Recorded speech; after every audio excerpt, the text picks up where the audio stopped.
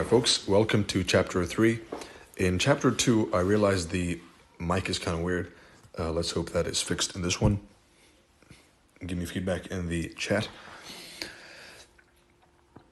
And for those who haven't joined the chat, I sent the link for a couple of hours and I deleted it. I will resend it right now in the private group. Join, and I will remove it again because I didn't want to, and I'm still considering removing it if I see misuse. All right, so you don't need the chat, and I don't recommend the chat to you if you are easily distracted. But if you want to, then I'll post it for a couple hours. Chapter 3, time-based models, an introduction. In this lecture, I'll be covering two things. What is a time-based model, and what are the components of building a time-based model? Number one, which is what is a time-based model? It is a model which depends first on a time window, a specific time window to operate within, then on reading price within that time window. So you're basically mastering one specific predetermined period of time. This can apply to a specific monthly candle of the year, a specific weekly candle of the month, a specific daily candle of the week, a specific hourly candle of the day, etc. It can be applied to a specific season of the year. It can be applied to a specific data range of a couple of months within the year, and so on. To master a time-based model is to pick one of the aforementioned scenarios, one of these four, or the ones I mentioned which are not written, and master them with perfection, hitting the model and building it from all angles. Some of you have more time to spare for the charts. You're either a student in a useless degree, some art, something, gender studies, or you have no job, or you have a job which gives you more time.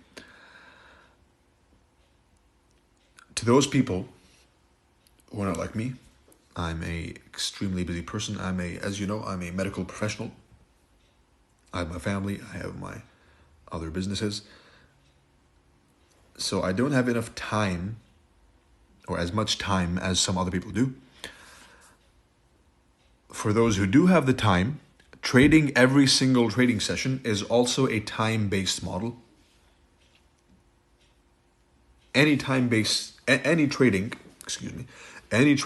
is time-based trading as long as there's a moving chart which is not frozen because it's the weekend or holiday. Then you are trading a time-based chart, whether you know it or you don't. So it's better to be informed because it's going to happen regardless. This is a look at the daily candle beyond the so-called kill zones. The daily candle has 6 4-hour candles, hence the importance of the numbers 159, 159. And this is something I've hinted at before, and I've spoken about in the previous private group, which was level 2, Time and Turtle Soup, which you can find on the website. Link in the Twitter bio. I would really recommend that for those who want a full understanding, including this one. Now the plug aside, 159, 159 is what shapes the daily candle.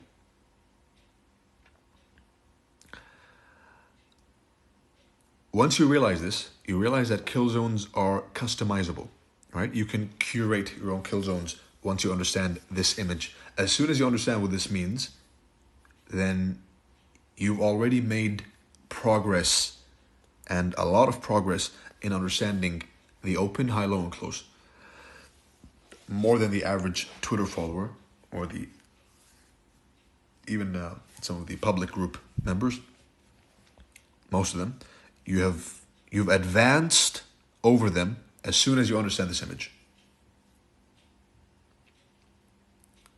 So there is some progress simply by looking at this. Simply by knowing this information, you have an edge. How you use it is what will transform this into money. Because that is why we're all in the markets, isn't it? Of course, in this teaching, I'm solely talking about demo money for legal purposes. A favorite non-conventional kill zone of mine is the 5 p.m. Yes, the 5 p.m. New York time. And I will leave that for your studies.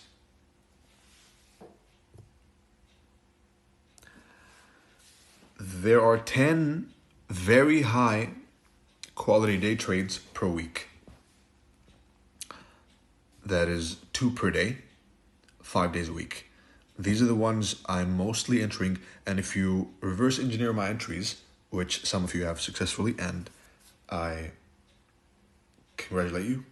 If you are my mentee and you're spending time reverse engineering all my turtle soups, then you already have advanced over 90% of the followers and members. Which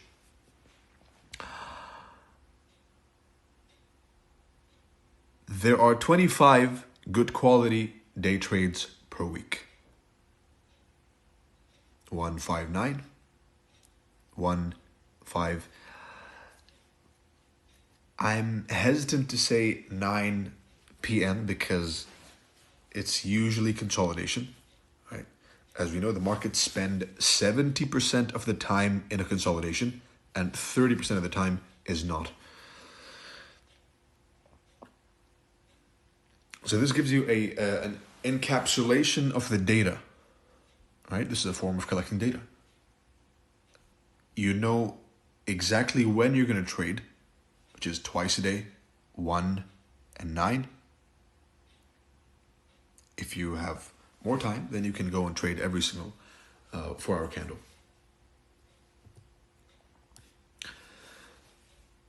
Likewise, there are 2 very high quality short-term trades per week. Once at the low of the week, once at the high of the week. As a general rule of thumb, the low of the week will form Monday, Tuesday, Wednesday. That's trade number 1. And the opposing end of the weekly range will be capped on Thursday, Friday. Trade number 2. With this information and this image, you can think outside the box and create your own weekly profiles. For example, Monday low of the week profile. This image is not random. For the astute observer, you will realize that this is a chart of Euro USD a couple of weeks ago. And I had come here on Twitter and said, I'm scooping up some Euro. Right, that was a Monday low of the week. And it never saw a decline after that. Why?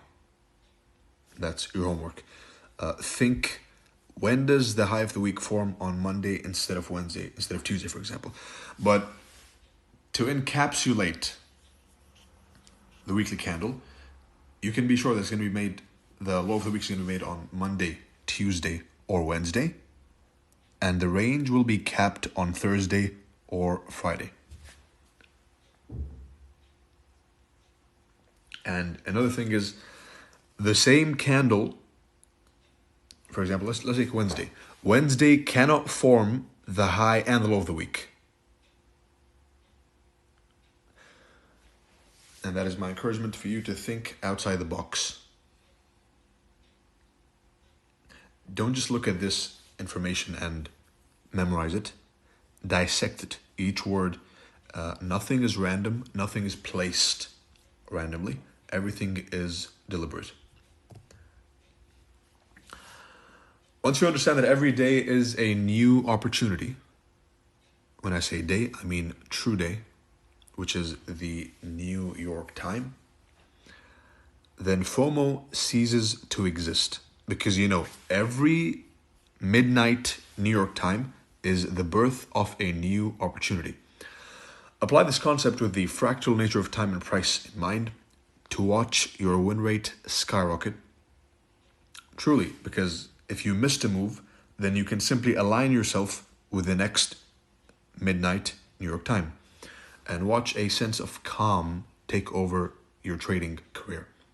Why? Because every single setup you will take is timed beforehand. And this is one way of doing it. Once you truly digest this information, you will view trade setups as buses. If you miss one or you miscalculate one, then simply wait for the next. A common mistake is revenge trading because you missed one. Or FOMO. There is no FOMO. 159 will never change. So you have no excuse and no reason to FOMO. To relax, mark your levels, get a cup of coffee. If it hits the level, fine. If it doesn't, study why. Catch you next time. Understanding the bus stop analogy is your edge against uninformed dumb money. I'm pretty sure most of you, this is the first time thinking of price in this way, as every midnight is a new opportunity, either for reversal or continuation or a scalp or whatever. Midnight New York is your key. And every midnight is a new opportunity. Every 159 is a new opportunity. And this includes ICT students who trade patterns, which is pretty much every single one on Twitter. That's one point. The other point is, what are the components that help build a time-based model? Your progress, you, the person who's listening right now, your progress is going to be divided and it's going to happen in 2 stages. And most people never make it past stage 1. Or they reach stage 2 and they get lazy, complacent, and they hop on to the next strategy. And that is not my goal with this group. My goal is not to have a bunch of strategy hoppers who came here because of the hype. Nope. Of course, I can't force you, but I can remind you. I can gently push you in the right direction. I can help you walk. I can hold your hand. I can walk slowly with you. But eventually, you're going to have to do something by yourself. You're going to have to... For improvement to happen, there has to be a will. Both a will to improve and a will to take action. Stage 1 is picking a specific time frame. And then picking a specific time of the time frame selected. Time of day, day of week, week of month, specific weeks, specific hours, specific days, etc. And then getting 2 sets of data. Back-tested data of at least 1 year, ideally 5-10 years, the more the merrier. I have some concepts, and this is an important part of understanding your edge, is crunching the numbers. I have some numbers crunched back 40, 50 years, even more. So when I see someone being too lazy to even back test 1 year, it's astonishing to me. And successfully forward tested data of at least 3 to 6 months. And this is where the importance of lower time frame practice comes in mind. And this is the data, the forward testing, which will ready you for live market conditions. Once you obtain the aforementioned sets of data, stage 1 is complete. And you move on to stage 2, which is forward testing the model you have for 3 to 6 months. And once you find favorable results, you are 50% done. This should be 49 because the remaining 51% depends on you, the trader. A lot of you will watch this, and I know a lot of you will gloss over this part, but it is the most important part. Everyone has information. If you want information, information is ready and available for you, both free and paid. If you paid and you're inside here, then you're trying to get better information. But there is free information, right? So there is no lack of information. If there is no lack of information, then why are 95% losing?